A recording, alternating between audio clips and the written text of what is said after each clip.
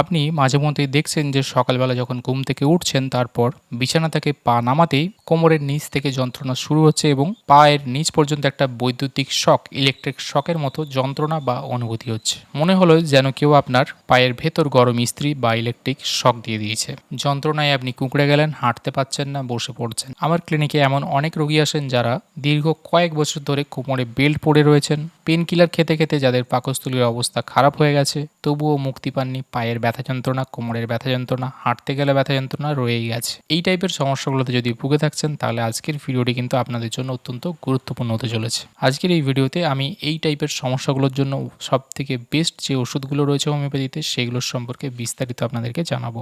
আসলে এই টাইপের প্রবলেমগুলোতে যারা ভোগেন তাদের শরীরের ভেতরে কি হচ্ছে সমস্যা সেটা বোঝা দরকার। আমাদের শরীরে দীর্ঘতম একটা স্নায়ু বা নার্ভ রয়েছে, তার নাম হলো সায়াটিক নার্ভ। এটি আপনার মেরুদণ্ডের একদম নিচের অংশ থেকে শুরু হয়ে পায়ের দুদিক দিয়ে পিছনের দিক দিয়ে একদম পায়ের পাতা পর্যন্ত চলে গেছে। যখন আপনার শিরদাঁড়ার ডিস্ক সরে যায় বা ওই জায়গাতে কোনো প্রবলেম হয় অথবা হাড়ের কোনো বাড়তি অংশ চাপ সৃষ্টি করে, বিশেষ করে ওই নার্ভের ওপরে, তখনই এই টাইপের অসহ্য ব্যথা যন্ত্রণা, এই টাইপের লক্ষণগুলো তৈরি হয়, যাকে আমরা সায়াটিকা বলি। এটা শুধু একটা সাধারণ কোমর ব্যথার সমস্যা কিন্তু নয়, এটা হলো স্নায়ুর উপরে অত্যাধিক চাপের একটা বহিঃপ্রকাশ বা তার লক্ষণ। এই চাপ না কমা পর্যন্ত আপনার এই ব্যথা যন্ত্রণার সমস্যা কিন্তু নির্মূল হয় না। ভিডিওতে অনেক সময় আপনাদের একটা নির্দিষ্ট কমেন্ট থাকে বা অনেকে আমার সঙ্গে যোগাযোগ করেন যে এই আমার একটা সমস্যা, বিশেষ করে যদি আমি বলি সায়াটিকা, তার জন্য আমি কোন ওষুধটি খাবো। কিন্তু এই ক্ষেত্রেই হোমিওপ্যাথিতে অনেকগুলো ওষুধ রয়েছে যেগুলো সায়াটিকার সমস্যার জন্য গুরুত্বপূর্ণ, তাই তাদের লক্ষণগুলো কিন্তু ভিন্ন ভিন্ন। এই জন্য কোন ওষুধটি কার ক্ষেত্রে কাজে লাগবে সেটা বোঝার জন্য তার লক্ষণগুলো জানাটা অত্যন্ত জরুরি। কারো ক্ষেত্রে বাঁ পায়ে হতে পারে, তার জন্য আলাদা ওষুধ। কারো পায়ে ডান পায়ে হতে পারে, তার জন্য আলাদা ওষুধ। কারো যন্ত্রণা গরম সেঁক দিলে কমে, কারো আবার টিপে দিলে বা চাপ দিলে তাদের যন্ত্রণা কমে। সুতরাং এই অনুযায়ী ওষুধও কিন্তু চেঞ্জ হয়ে যায়। তাই এই ওষুধগুলোর সাইন অ্যান্ড সিমটম সম্পর্কে যেগুলো জানাবো সেগুলো একটু মন দিয়ে শোনার অনুরোধ রইল। সায়াটিকা সমস্যার জন্য একদম 1 নম্বর ওষুধ বলা যেতে পারে কলোসিন। প্রধান লক্ষণ হচ্ছে জোর করে যদি চেপে ধরা হয় সেই জায়গাতে বা সামনের দিকে ঝুঁকলে তার আরাম বোধ হয়। এই রোগী যন্ত্রণার চোটে আক্ষরিক অর্থে একদম কুঁকড়ে থাকেন, এমনভাবে পা চেপে ধরে রাখেন যাতে চাপ পড়ে তার আরাম লাগে। কলসিন্তের রোগীরা একটু কিন্তু রাগী প্রকৃতির হন, অল্পেতেই রেগে যান। অনেক সময় অতিরিক্ত রাগ এবং দেখা গেছে মনের দুঃখ কষ্ট চেপে রাখার জন্য তাদের এই সায়াটিকার যন্ত্রণা শুরু হয়। এটা কিন্তু শুনতে সিমটমটা টিপিক্যাল এবং একটু অন্যরকম। এই জন্যই এই লক্ষণটা যদি পাওয়া যায় তাহলে সেক্ষেত্রে কিন্তু কলসিন্থ একদম সিওর কাজ করবে। দেখা গেছে যে সাধারণত বাঁ পায়ে যদি সায়াটিকার প্রবলেম বেশি হয় তাহলে সেক্ষেত্রে কলসিন্থ ভালো কাজ করে। পেশেন্টের মনে হয় যেন পায়ের ভেতর কোনো লোহার শিকল দিয়ে বাঁধা রয়েছে এবং কেউ সেটা টেনে যেন ধরে রেখেছে। যন্ত্রণার জায়গাতে যদি কেউ হাত বুলিয়ে দেয় তাহলে কিন্তু কোনো কাজ হয় না, কিন্তু খুব জোরে যদি কেউ চাপ দেয় বা টিপে দেয় তাহলে তার একটু সাময়িক আরাম হয়। মনে রাখবেন, রাত্রে বিছানায় শুলে এবং ঠান্ডা আবহাওয়াতে এনাদের এই সমস্যা বা কষ্ট কয়েক গুণ বৃদ্ধি পায়। এই সমস্যার জন্য ম্যাকফোস আরেকটা ওষুধ রয়েছে, কিন্তু ম্যাকফোসের সঙ্গে কলসিন্থের বেসিক সিমটমের ডিফারেন্স হলো কলসিন্থের রোগী শক্ত চাপে আরাম পায় আর ম্যাকফোসের রোগী গরম সেঁকে আরাম পায়। কলসিন্থ ইউজ করতে হলে আপনার কলসিন্থ 200 শক্তি সপ্তাহে 2 থেকে 3 দিন সকালবেলা খালি পেটে 1 চামচ জলে 1 ফোঁটা করে মিশিয়ে খেতে পারেন। এইভাবে 2 থেকে 3 সপ্তাহ কন্টিনিউ করতে পারেন। আমাদের দ্বিতীয় ওষুধ হলো ম্যাকফস। এর সব থেকে বড় লক্ষণ হলো গরম সেঁক দিলে আপনার ব্যথা যন্ত্রণা কষ্ট আরাম। যদি আপনি দেখেন যে হট ব্যাগ, গরম জলের সেঁক বা আগুনের তাপে আপনার এই যে পা কোমরে এই যে যন্ত্রণা সেগুলো অনেকটাই কম হচ্ছে, তাহলে আপনাকে ম্যাকফস এই ওষুধটির কথা মনে করতে হবে। এদের ব্যথাটা হঠাৎ করে আসে, আবার হঠাৎ করে অনেক সময় চলেও যায়, অর্থাৎ শুটিং টাইপ পেন। ডান পায়ের সায়াটিকাতে এটা খুব ভালো কাজ করে। ঠান্ডার প্রতি এনারা অত্যন্ত সংবেদনশীল, বিশেষ করে যদি 1 চুমুক ঠান্ডা জল খায় তাতেও মনে হয় যে তাদের এই স্নায়ুর যন্ত্রণা বেড়ে যাচ্ছে। যন্ত্রণার সময় রোগী কাঁপতে থাকে অনেক সময় এবং অস্থির হয়ে পড়েন। কলসিন যেরকম বাঁ পায়ে ভালো কাজ করে, ম্যাকফোস সেই রোগ অনুযায়ী ডান পায়ে বেশি ভালো কাজ করে। ম্যাকফোস খেতে গেলে সব থেকে ভালো কাজ করবে 6X বায়োকেমিক ফর্মে পাওয়া যায়। 4টে করে ট্যাবলেট দিনে 2বার থেকে 3বার আপনারা খেতে পারেন এবং এটা রোজ খেতে পারেন এবং 1 মাস পর্যন্ত প্রাথমিকভাবে কন্টিনিউ করতে পারেন। আর যদি পোটেন্সি খেতে হয় তাহলে 200 পোটেন্সি সপ্তাহে 2 থেকে 3 দিন সকালবেলা খালি পেটে 1 চামচ জলে 1 ফোঁটা করে মিশিয়ে খাবেন। এইভাবে 2 থেকে 3 সপ্তাহ কন্টিনিউ করতে পারেন। 3 নম্বর ওষুধ হলো ন্যাফেলিয়াম। এর সব থেকে গুরুত্বপূর্ণ এবং প্রধান লক্ষণ হলো তীব্র ব্যথার সাথে সাথে পায়ের পাতা বা ওই জায়গাগুলোতে অবশ ভাব বা নামনেস। ডাক্তারবাবু, রোগীরা বলবে যে পাটা তো টনটন ব্যথা যন্ত্রণা করছেই, কিন্তু পায়ের পাতাগুলোতে কোনো সেন্স পাচ্ছি না বা অবশ হয়ে গেছে, বা পাটা যেন একদম ঝিনঝিন করে করে অসাড় হয়ে যাচ্ছে দিন দিন।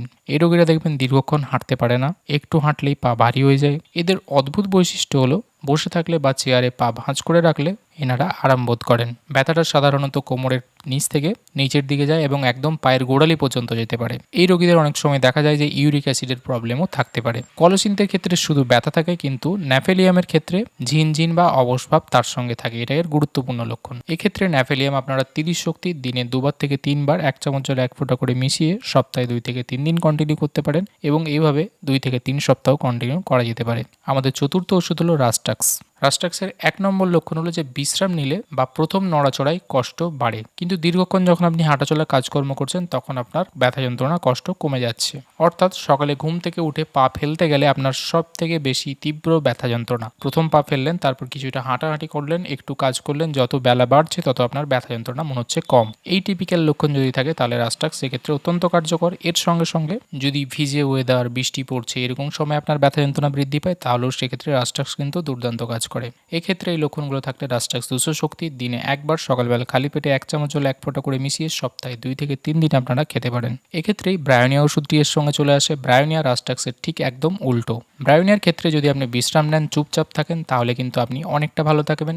অল্প একটু নড়াচড়া, অনেকের ক্ষেত্রে তো একটু হাত দিলেও কিন্তু ব্যথা যন্ত্রণা বেড়ে যায় বা ব্যথা যন্ত্রণা শুরু হয়। সেই জন্য এনারা সবসময় শুয়ে বসে থাকতে বেশি পছন্দ করেন। জল পিপাসা থাকে, ঠোঁট, মুখ, গলা অনেক সময় এনাদের কমপ্লেন থাকে যে শুকনো হয়ে যাচ্ছে। সুতরাং রাস্টাক্সের সঙ্গে কিন্তু ব্রায়োনিয়ার এটাই মূল পার্থক্য। ব্রায়োনিয়ার যদি লক্ষণ থাকে তাহলে সেক্ষেত্রে ব্রায়োনিয়া 200 শক্তি দিনে 1 বার সকালবেলা খালি পেটে 1 চামচ জলে 1 ফোঁটা করে মিশিয়ে আপনারা সপ্তাহে 2 থেকে 3 দিন কন্টিনিউ করতে পারেন। এইভাবে প্রাথমিকভাবে 2 থেকে 3 সপ্তাহ খেতে পারেন। 6 নম্বর ওষুধ হলো আমাদের হাইপেরিকাম। সায়াটিকার ব্যথা যদি নার্ভে কোনো আঘাতের কারণে হয়ে থাকে, তবে হাইপেরিকাম হলো one of the best medicine. এর প্রধান লক্ষণ হলো ব্যথা কোমর থেকে শুরু হয়ে ওপরের দিকে অথবা নিচের দিকে যায় এবং সেটা বিদ্যুতের ঝিলিকের মতো। এক্ষেত্রে প্রধানটা যে আপনার শিরদাঁড়া বা এই জায়গাতে সায়াটিক নার্ভ বা ওই জায়গাতে কোনো না কোনোভাবে আপনি কোনো না কোনো সময় আঘাত পেয়েছিলেন, চোট পেয়েছিলেন। এই হিস্ট্রি যদি থাকে তাহলে সেক্ষেত্রে হাইপেরিকাম কাজ করবে। হাইপেরিকাম 30 শক্তি দিনে 1 বার সকালবেলা খালি পেটে 1 চামচ জলে 1 ফোঁটা করে মিশিয়ে আপনারা সপ্তাহে 4 থেকে 5 দিন কন্টিনিউ করতে পারেন। এইভাবে 2 থেকে 3 সপ্তাহ কন্টিনিউ প্রাথমিকভাবে করতে পারেন।